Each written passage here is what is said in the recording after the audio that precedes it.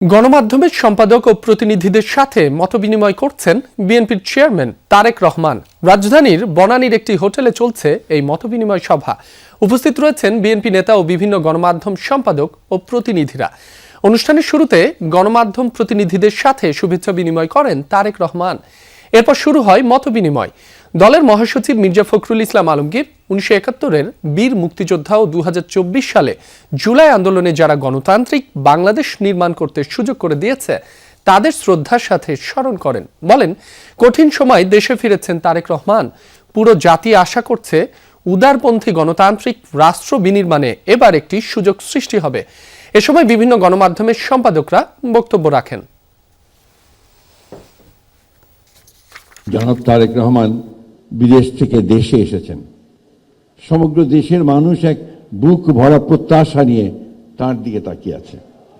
তিনি ইতিমধ্যেই দূর থেকে ডিজিটালি যে সমস্ত কথা আমাদের সামনে বলেছেন, জাতির সামনে বলেছেন, গোটা জাতি আজকে অনেক বেশি আশান্বিত হয়েছে।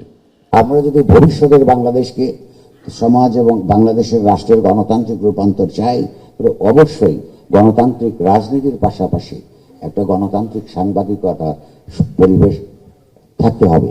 কনক সরোয়ার, তার অপরাধ ছিল তিনি আজকে প্রধান ব্যক্তি তারেক রহমান সাহেবের একটা বক্তৃতা তিনি লাইভ চালিয়েছিলেন।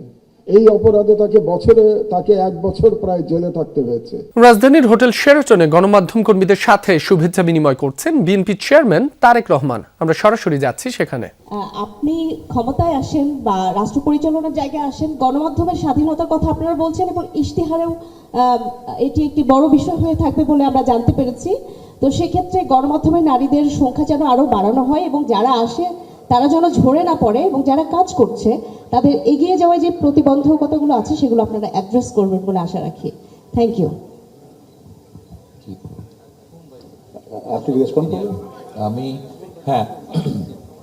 আপনি যেটা বলছেন, আপনি নিশ্চয়ই একটা জিনিস খেয়াল করেছেন, আমরা এর মধ্যে বলেছি যেহেতু 22 তারিখ থেকে ফর্মালি শুরু হবে তখন 22 তারিখ, বাট এর মধ্যে অলরেডি অনেকেই জানেন নারীরা হচ্ছেন আমাদের টোটাল পপুলেশনের অলমোস্ট 51% প্রবলি এখন, অর্থাৎ পুরুষদের থেকে বোধহয় নারীদের সংখ্যা খুব বেশি। এবং আমরা যে পরিকল্পনাগুলো করছি, সোজা কথায় খুব সংক্ষেপে যদি বলতে হয়, তাহলে এত বড় একটা অংশকে যদি আমরা অ্যাড্রেস না করি তাহলে কিন্তু এগোনো যাবে না।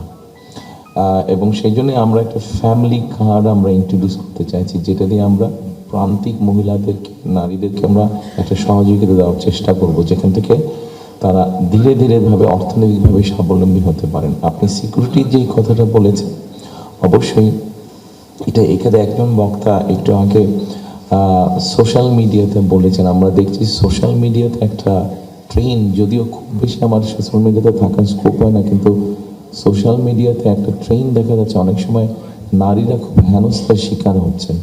এখানে আজকে আপনারা যারা আছেন উপস্থিত, আপনাদের সকলকে আমি অনুরোধ করবো, বোধহয় সংবাদ মাধ্যম মালিক, সম্পাদক সহ সাংবাদিক যারা আছেন, আমাদের মনে হয় সকলে এখানে একটা কোনো চিন্তা ভাবনা করা উচিত, যাতে সমাজে এই প্রবণতাটা যাতে বন্ধ করা সম্ভব হয়।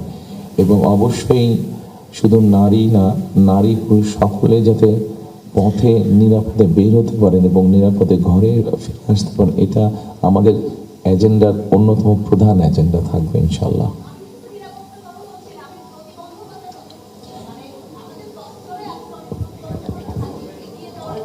সেটাই আমি বললাম যে আমাদেরকে একসাথে জিনিসটাকে অনুধাবন করে আমাদের সকলকে পারস্পরিকভাবে সহযোগিতা করতে হবে, তাহলে নিশ্চয়ই আমরা এখান থেকে বেরিয়ে আসতে পারবো। ধন্যবাদ। আমি সবাইকে একটু অনুরোধ করবো, আপনারা জানেন যে আমাদের চেয়ারম্যান মহোদয় কণ্ঠস্বর অসুস্থতাজনিত কারণে তাকে ঠিক স্বাভাবিকভাবে কথা বলতে শুনছি না আমরা, এটি আপনারা এমন ক্ষমা করবেন। এবং আমার মনে হয় এই পর্বটি যতটুকু সংক্ষিপ্ত করতে পারি, কারণ উনি তো কথা দিয়েছেন যে পরবর্তীতে আপনারা তার সঙ্গে কথা বলার সুযোগ পাবেন। পরের জন্য হ্যালো, হ্যাঁ প্লিজ। আমি রেজাউল করিম লাভলু, দৈনিক দেশ রূপান্তরের বিশেষ প্রতিনিধি। আপনি গতকালকে বিএনপির চেয়ারম্যান নির্বাচিত হয়েছেন, একেবারে তৃণমূল থেকে বগুড়া জেলা বিএনপির সদস্য থেকে দলের শীর্ষ পর্যায়ে আপনি এসেছেন, আসীন হয়েছেন, আপনাকে অভিনন্দন। সবচেয়ে মানে আমি যেটা বলতে চাই, বিগত 17 বছরে প্রেস কনফারেন্সের নামে আমরা যা দেখেছি, গণভবনে ফেসবুকে সয়লাভ হয়ে যেত যে তেলের বন্যা বয়ে যাচ্ছে আর কি।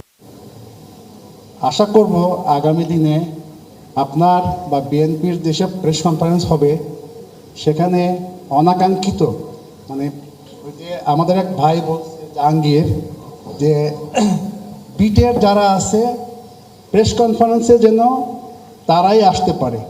গণভবনে আমরা দেখেছি, গণভবনে আমরা দেখতাম বিএফইউজে ডিইউজে প্রেস ক্লাবে সব রতি মহারথীরা আসতেন, তারা বিট কাভার করেন না আর কি, তারা বিট কাভার করেন না, এসে তেলের বন্যা বইয়ে দিতেন আর কি।